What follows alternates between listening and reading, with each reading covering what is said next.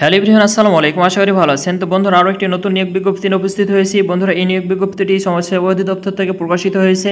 বন্ধুরা, এখানে 209টি পদে বাংলাদেশের সকল জেলার প্রার্থীগণ আবেদন করতে পারবেন। তো বন্ধুরা, এই সার্কুলারটিতে আবেদন করতে হলে কী কী শিক্ষাগত যোগ্যতার প্রয়োজন রয়েছে এবং কত বয়স পর্যন্ত আবেদন করা যাবে, আবেদন করার জন্য কত টাকা খরচ হবে এবং আপনার কী কী প্রয়োজনীয় তথ্যাদি এখানে প্রয়োজন রয়েছে, এই সকল বিষয় নিয়ে বিস্তারিত আলোচনা করব।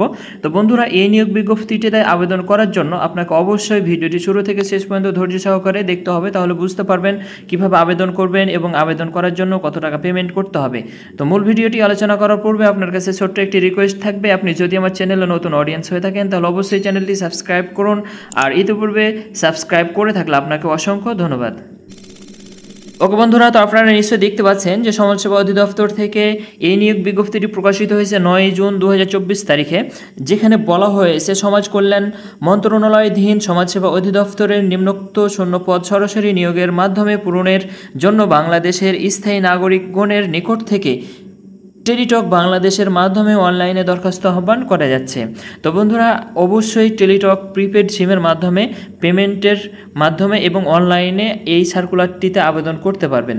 তো বন্ধুরা, কিভাবে আবেদন করবেন ভিডিও শেষে বলে দেব। তো সর্বপ্রথম আমরা দেখব যেখানে পদের নাম, তারপরে রয়েছে খাত, তারপরে পদ সংখ্যা, শিক্ষাগত যোগ্যতা এবং যে সকল জেলার প্রার্থীগণ আবেদন করার প্রয়োজন নেই। তো বন্ধুরা, সর্বপ্রথম এখানে আমরা পদের নামটি দেখতে পাচ্ছি সমাজকর্মী, অর্থাৎ ইউনিয়ন সমাজকর্মী। 16তম গ্রেডের বেতন দেওয়া হবে 9,300 টাকা থেকে 22,490 টাকা। আর এখানে হচ্ছে রাজস্ব, স্থায়ী রাজস্ব, এবং পদশূন্য রয়েছে 209টি। এখানে শিক্ষাগত যোগ্যতা কোনো স্বীকৃত বোর্ড হতে ন্যূনতম দ্বিতীয় বিভাগে উচ্চ মাধ্যমিক সার্টিফিকেট বা সমমানের পরীক্ষায় উত্তীর্ণ হতে হবে এবং বিভাগীয় প্রার্থীদের ক্ষেত্রে বয়সসীমা 35 বছর পর্যন্ত শিথিলযোগ্য, অর্থাৎ সাধারণ কোটায় 18 থেকে 30 বছর পর্যন্ত আবেদন করা যাবে এবং যাদের মুক্তিযোদ্ধা কোটা রয়েছে তারা হচ্ছে 18 থেকে 32 বছর পর্যন্ত আবেদন করতে পারবেন এবং যারা বিভাগীয় অর্থাৎ সমাজসেবায় কর্মরত রয়েছেন তাদের জন্য পদোন্নতির ক্ষেত্রে আবেদনের সময়সীমা 35 বছর পর্যন্ত বর্ধিত করা হয়েছে। ওকে, তো যে সকল জেলার প্রার্থীগণ আবেদন করার প্রয়োজন নেই, তো মাত্র কয়েকটা জেলাকে বাদ দেওয়া হয়েছে। এখানে রাজবাড়ী, বান্দরবন, খাগড়াছড়ি, রাঙ্গামাটি, জয়পুরহাট, গাইবান্ধা, লালমনিরহাট, ঠাকুরগাঁও, মাগুরগাঁও ও ঝালকাঠি, এই কয়েকটা জেলা বাদে সকল জেলার প্রার্থীগণ আবেদন করতে পারবেন। এছাড়াও এতিম ও শারীরিক প্রতিবন্ধী কোটায় প্রার্থীদের ক্ষেত্রে যে কোনো জেলার প্রার্থী আবেদন করতে পারবেন। যাদের প্রতিবন্ধী বা শারীরিক প্রতিবন্ধীর কোটা রয়েছে তারা প্রতিটা জেলার প্রার্থীগণ আবেদন করতে পারবেন। এরপরে আবেদনের পদ্ধতি ও শর্তাবলী। তো বন্ধুরা, আপনারা নিশ্চয়ই এখানে দেখতে পাচ্ছেন যে নিয়োগের জন্য আবেদনকারী সাধারণ প্রার্থীদের বয়সটি এখানে উল্লেখ করে দেওয়া হয়েছে 18 থেকে 30 বছর, মুক্তিযোদ্ধাদের 32 বছর এবং বিভাগীয় প্রার্থীদের ক্ষেত্রে 35 বছর পর্যন্ত। এরপরে আমরা যদি দেখি যে আবেদন করার জন্য আমাদেরকে আর কী কী শর্তাবলী অনুসরণ করতে হবে। তো বন্ধুরা, এখানে আমরা নিশ্চয়ই দেখতে পাচ্ছি যে পরীক্ষায় অংশগ্রহণের ইচ্ছুক প্রার্থীদের ক্ষেত্রে dss.teletalk.com.bd এই ওয়েবসাইটের মাধ্যমে আবেদনপত্র পূরণ করতে হবে। তো বন্ধুরা, ওয়েবসাইটের লিঙ্ক আমার ভিডিও ডিসক্রিপশানে দেওয়া থাকবে, সেখানে আপনারা ক্লিক করে এই ওয়েবসাইটে চলে আসতে পারবেন, অথবা যারা ঘরে বসে আবেদনটি করে নিতে চান আমার ভিডিও ডিসক্রিপশানে হোয়াটসঅ্যাপ নাম্বার দেওয়া থাকবে, সেখানে যোগাযোগ করে আমার মাধ্যমে আবেদনটি করে নিতে পারেন। এ ধরনের সকল সরকারি অথবা বেসরকারি চাকরির আবেদন আমি করে থাকি। ওকে, তো খুব সহজে আমার হোয়াটসঅ্যাপ নাম্বারে নক করে আপনার তথ্যাদি দিয়ে আপনি আবেদনটি ঘরে বসে করে নিতে পারেন অনায়াসে। এরপর আমরা দেখব যে আবেদনের সময়সীমা।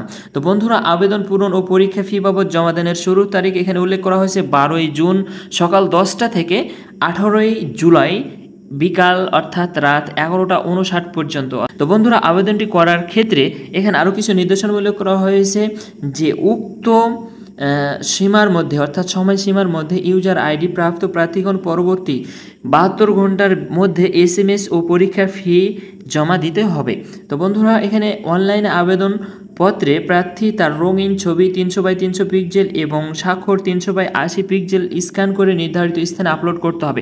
বন্ধুরা, যে ওয়েবসাইটটির কথা বলা হচ্ছে এই ওয়েবসাইটে আপনার একটি ছবির প্রয়োজন হবে এবং স্বাক্ষরের প্রয়োজন হবে, যেগুলোর সাইজ 300x300 পিক্সেল এবং 300x80 পিক্সেল। তো বন্ধুরা, এই ছবিটি কিভাবে ক্রপ করবেন মোবাইলের মাধ্যমে আমার ভিডিও ডিসক্রিপশানে একটি লিঙ্ক দেওয়া আছে, সেখান থেকে ভিডিওটি দেখলে আপনারা মোবাইলের মাধ্যমে অনায়াসেই কিন্তু এই ছবির সাইজটি নির্ধারণ করে ক্রপ করতে পারবেন। ওকে, এরপরে আমরা যদি দেখি যে কত টাকা পেমেন্ট করতে হবে, তো বন্ধুরা পেমেন্ট করার জন্য আমরা এখানে দেখতে পাচ্ছি যে 1 নম্বর বর্ণিত পদের জন্য 200 টাকা, টেলিটক সার্ভিস চার্জ 23 টাকা, সর্বমোট 223 টাকা 72 ঘন্টার ভিতরে জমা দিতে হবে। তো এটা কিভাবে জমা দেবেন, এখানে আপনাকে টেলিটক প্রিপেড সিমের মাধ্যমে 2টি SMS পাঠাতে হবে। এখানে আপনার SMS পাঠানোর নিয়মটি এখানে দেওয়া রয়েছে। বন্ধুরা এই ছিল আজকের ভিডিও। তো আপনারা যারা ঘরে বসে মোবাইলের মাধ্যমে অর্থাৎ আমার মাধ্যমে আবেদনটি করে নিতে চান, অবশ্যই ভিডিও ডিসক্রিপশানে হোয়াটসঅ্যাপ নাম্বার দেওয়া আছে, সেখানে যোগাযোগ করতে পারেন। অথবা এই ভিডিওটি কোনো জায়গায় যদি বুঝতে অসুবিধা হয় তাহলে অবশ্যই কমেন্ট করে জানাবেন, ভিডিওটি লাইক করবেন।